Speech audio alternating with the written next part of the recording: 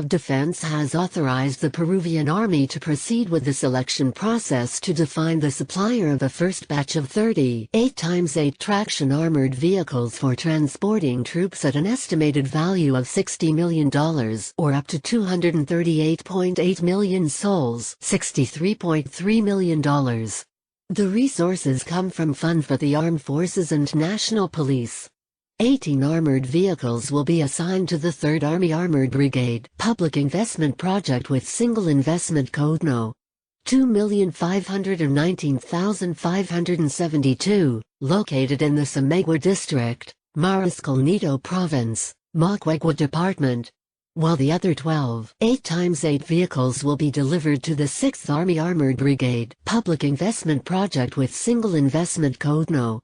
2,520,487, based in the district of Ite, Jorge Basadre Province, in the department of Tacna. The regions of Moquegua and Tacna are located in southern Peru, close to the border with Chile and Bolivia. Both public investment projects have an approved condition, active and in force in the National Investment System administered by the Ministry of Economy and Finance of Peru. Also, the Armored Maintenance Center of the Peruvian Army has carried out the corresponding technical inspections on the armored vehicles that will be replaced to verify their obsolescence and are already in the deregistration process. As reported by Infodefensa, the South Korean manufacturer Hyundai Rotem has offered its amphibious armored vehicle K808 8x8 traction to the Army of Peru. Hyundai Rotem is also a manufacturer of the tank K2 Black Panther recently acquired by the Polish Army.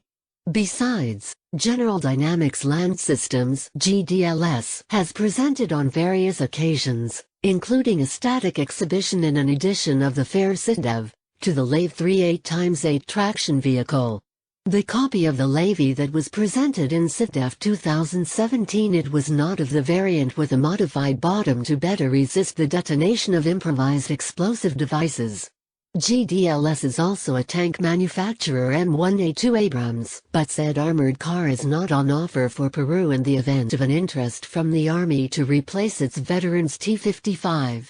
The Turkish industry has also been present at the fair Sitdef, in the city of Lima, with their armored vehicles. Regarding armored vehicles with 8x8 drive wheels, FNSS has offered to Peruvian Army your PARS 3 solution, and otocar he has done the same with the ARMA, also an 8x8. As PARS 3 is a weapon they impress the public attending Sitdef due to their large size, difficult to lose sight of in the desert plains of the coast, and the altiplanic plateau of the Peruvian highlands. Both are, however, amphibious-capable vehicles, unlike the smaller LAV III, which by the way was offered in refurbished condition, used but after very complete overhaul.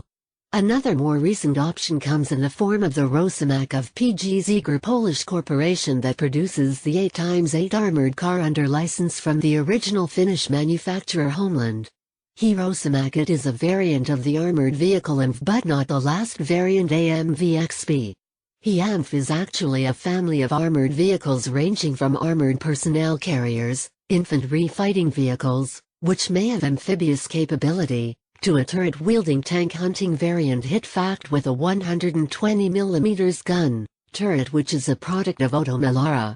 It should be noted that the defense industries of Poland and South Korea are embarking on a strategic association process, which is resulting in the sale with extensive technology transfer concessions of multiple rocket launchers, tracked self-propelled howitzers, tanks, towed artillery pieces, advanced training aircraft, and the probable purchase of infantry fighting vehicles. Finally, according to the Directive DIRTEG 005 version 02 issued at the beginning of last March by the Armed Forces Purchasing Agency, state-to-state contracting it is a modality through which a state contracts goods, services or works that will be provided by another state according to the mechanisms and conditions agreed between both. This contracting modality has the guarantee or support of the contractor state, They are not subject to the supervision of the Supervisory Agency for State Procurement (OSCE), must be included in the general list of procurements considered strategic in matters of security and national defense, require authorization through a Supreme Decree, must necessarily have an Operational Technical Study Commission (K2), who is responsible for preparing the Operational Technical Study that contains the technical specifications and final requirements, survey of alternatives offered by the market,